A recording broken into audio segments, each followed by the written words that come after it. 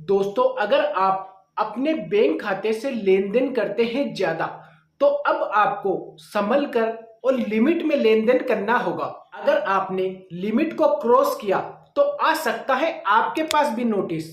बैंकों के नए रूल के मुताबिक दोस्तों अब आपका जो लेन देन है वो फिक्स कर दिया गया है। आप एक दिन में कितना लेन देन कर सकते हैं, एक साल में कितना लेन देन कर सकते हैं और एफडी कितनी करा सकते हैं, और इसके अलावा ईडी कब आपके पास छापे मार सकती है। जी हाँ दोस्तों, ईडी कब छापे मार सकती है वो सभी बातें इस वीडियो में मैं आपको बताऊंगा। दोस्तों, अगर आप चैनल पर नए हैं तो चैनल को जरूर सब्सक्राइब करिए। तो चलिए आगे बढ़ते हैं। तो दोस्तों, हमारे भारत देश में जो सबसे ज्यादा अकाउंट ओपन है वह सेविंग अकाउंट ओपन है, उसके बाद करंट अकाउंट ओपन है, उसके बाद सैलरी अकाउंट ओपन है। दोस्तों, अगर आप सेविंग अकाउंट में लेन देन करते हैं तो एक दिन में आप 2.5 लाख रुपए तक का लेन देन कर सकते हैं। दोस्तों, 2.5 लाख रुपए का मतलब अगर आपके अकाउंट में एक दिन में बार बार कोई ट्रांजेक्शन होता है तो वो 2.5 लाख रुपए तक आप लेन देन कर सकते हैं। इसकी जो गणना होगी वो बार बार पैसा आने और जाने पर होगी।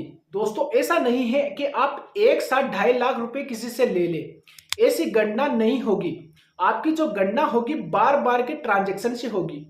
अब बात करते हैं सेविंग अकाउंट में एक साल में आप कितना ट्रांजैक्शन कर सकते हैं। तो दोस्तों, एक फाइनेंशियल ईयर में एक सेविंग अकाउंट में आप 10 लाख या उससे ज्यादा का ट्रांजैक्शन नहीं कर सकते।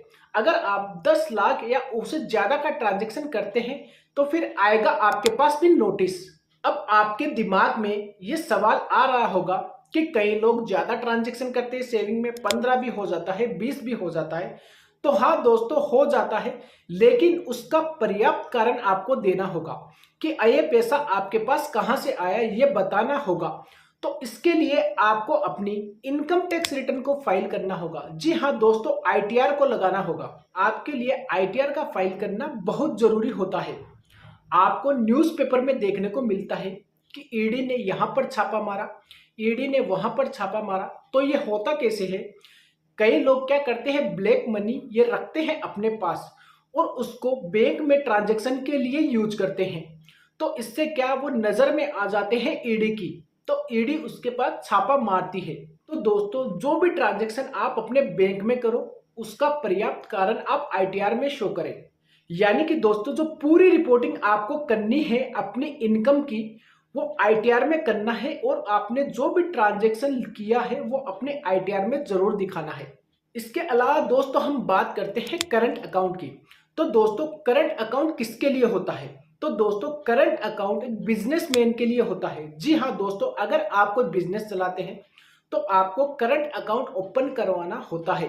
दोस्तों, एक छोटा व्यापारी जो लेन देन करता है करंट अकाउंट में, उसकी लिमिट रखी गई है 50 लाख रुपए, और जो केस की लिमिट रखी गई है, जो बैंक में आप केस जमा कराते हैं उसकी लिमिट भी 50 लाख रुपए तक रखी गई है। लेकिन दोस्तों, अगर आप करंट अकाउंट में ज्यादा लेन देन करते हैं तो कोई दिक्कत नहीं है।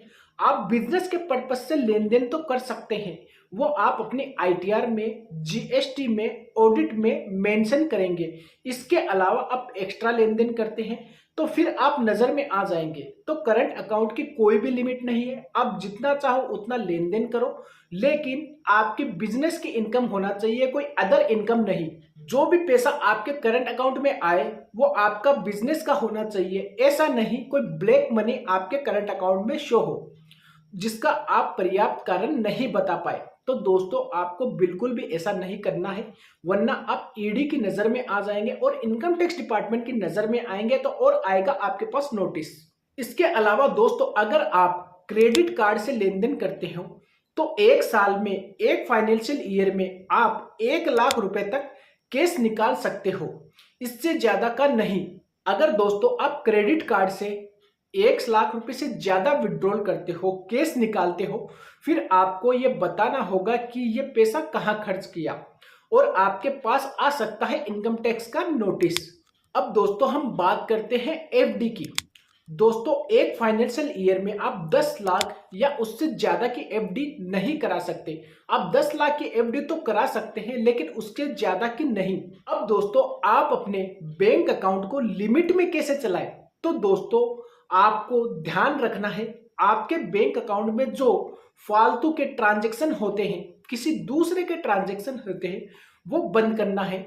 ऐसा लेन देन जिसका रिकॉर्ड या पर्याप्त कारण आप गवर्नमेंट को नहीं बता सकते, तो ऐसे लेन देन को आपको बंद करना है। किसी दूसरे का आजकल क्या हो रहा है कि गूगल पे, फोन पे से दूसरे का लेन देन हम अपने बैंक अकाउंट में करते हैं। तो दोस्तों आपको ऐसा बिल्कुल नहीं करना है। इससे क्या होगा कि आप नजर में आ जाएंगे, वो तो बच जाएगा जिसका पैसा है, लेकिन आप नजर में आ जाएंगे, आपको जवाब देना होगा और आपके पास जरूर आएगा नोटिस। तो दोस्तों पैसा तो दूसरे का होता है, लेकिन फंस आप जाते हैं, तो ऐसे लेन देन से आपको बचना है। तो आपको इन सब बातों का ध्यान रखना है। दोस्तों अगर ये वीडियो आपको अच्छी लगी है तो चैनल को जरूर सब्सक्राइब करिए और इस वीडियो को लाइक और शेयर जरूर करिए।